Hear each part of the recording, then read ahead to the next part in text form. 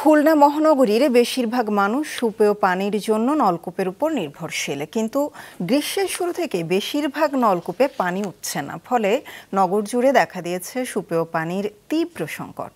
S M মিলনের ক্যামেরায় মোস্তফা জামালের রিপোর্ট।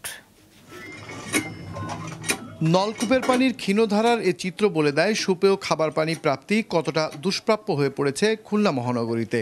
ওয়াসার তথ্য বলছে, এবছর গরম শুরুর পর খুলনা মহানগরীতে পানির স্তর নেমেছে অন্তত ৩৫ ফুট। বেশিরভাগ নলকূপ থেকে উঠছে না পানি, ফলে ঘন্টার পর ঘন্টা চেষ্টা করে ও দীর্ঘ পথ পাড়ি দিয়ে খাবার পানি সংগ্রহ করতে হচ্ছে নগরবাসীকে। সাথে মানুষের রুহু বের হয়ে যাচ্ছে, কিন্তু পানি ওঠে না। এই সারা এলাকা ধরে খালি একটা কল, হাত পুরো ব্যথা হয়ে যায়, ঠিক আছে। আর ভুনায় না যে কল আর চাপা লাগে, এরকম অবশ হয়ে যায় হাত।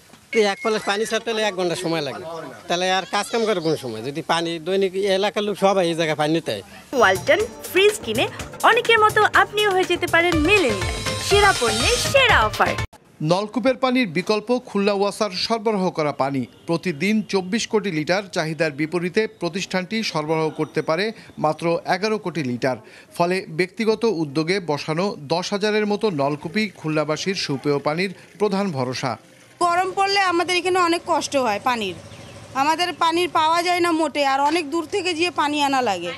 রাত 3টা 2টার সময় আমাকে রাত জাগে সিরিয়ালে এগুলো রাখা লাগে, রাত্রে আমাকে পানি নেওয়া লাগে।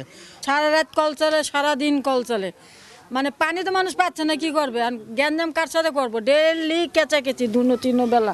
ওয়াসা যে পানি সরবরাহ করছে তাতেও বেড়েছে লবণাক্ততা। 2,500 কোটি টাকার বেশি ব্যয়ে 2019 সালে চালু হওয়া পানি সরবরাহ প্রকল্প মধুমতি নদী থেকে পানি সংগ্রহ করে। ওয়াসা বলছে, গ্রীষ্ম মৌসুমে ওই নদীর পানিতে লবণ বেড়ে যাওয়ায় এই পরিস্থিতি। বৃষ্টিপাত না হয় এবং হিট ওয়েভ যেটা আমরা বলি, এবং সেটা হওয়ার কারণে পানিতে আপনার স্যালাইনিটির পরিমাণ বেড়ে গেছে, যেটা আসলে আমার প্রেডিকশনের বাইরে। এটা হওয়াতে আমরা আসলে এখন চিন্তা ভাবনা করছি ভবিষ্যতের জন্য এই ধরনের সংকটকালীন সময় আসে তাহলে আমরা ন্যাচারাল রিজার্ভার করব। খুলনা মহানগরীর পানি সংকটে ভূগর্ভে পানি রিচার্জ ও ভূপরিস্থ পানি সংরক্ষণের নতুন প্রকল্প প্রণয়নের কাজ চলছে, যা বাস্তবায়ন হলে পানি সংকট কাটবে বলে আশা করছে ওয়াসা। মোস্তফা জামাল, মাছরাঙা সংবাদ, খুলনা।